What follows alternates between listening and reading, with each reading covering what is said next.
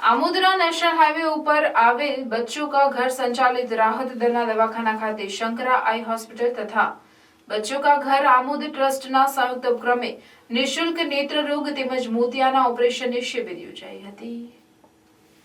નેત્રરોગ શિબિરમાં મોટી સંખ્યામાં દર્દીઓએ લાભ લીધો હતો। નેત્રરોગ તેમજ મોતિયાના ઓપરેશન કેમ્પમાં શંકરા હોસ્પિટલના તબીબોએ સેવા આપી હતી।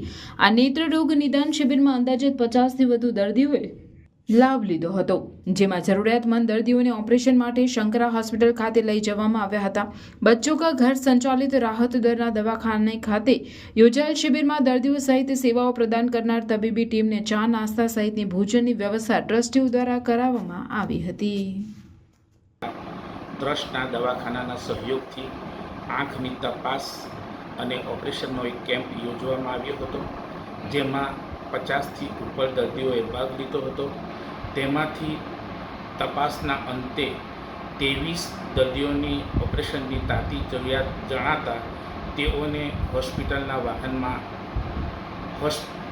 શંકરા આઈ હોસ્પિટલના વાહનમાં હોસ્પિટલ ખસેડવામાં આવ્યા હતા, લઈ જવામાં આવ્યા હતા અને આ કેમ્પમાં હાજર તમામ દર્દીઓને ચા નાસ્તાની વ્યવસ્થા બચ્ચો કા ઘર આમોદના ટ્રસ્ટ તરફથી કરવામાં આવી હતી અને શંકરા આઈ હોસ્પિટલના દર્દીશ્રીઓ, ડૉક્ટરશ્રીઓ તથા તેમની આખી ટીમની જમવાની વ્યવસ્થા પણ બચ્ચો કા ઘર આમોદ ટ્રસ્ટ તરફથી કરવામાં આવી હતી। આજના કેમ્પની ખાસ ખૂબી એ હતી કે જેમની પ્રેરણાથી બચ્ચો કા ઘર આમોદ ટ્રસ્ટની અંદર દવાખાનાની સ્થાપના કરવામાં આવી અને જેઓ હાલ યુનિયન વસે છે તેવા બચ્ચો કા ઘર આમોદ ટ્રસ્ટના ટ્રસ્ટી તથા હમદર્દ મૌલાના ઇસ્માઇલ સાહબ દયાદરવી પોતે હાજર હતા અને તેમણે આ કેમ્પની મુલાકાત લઈ સંતોષ વ્યક્ત કર્યો હતો।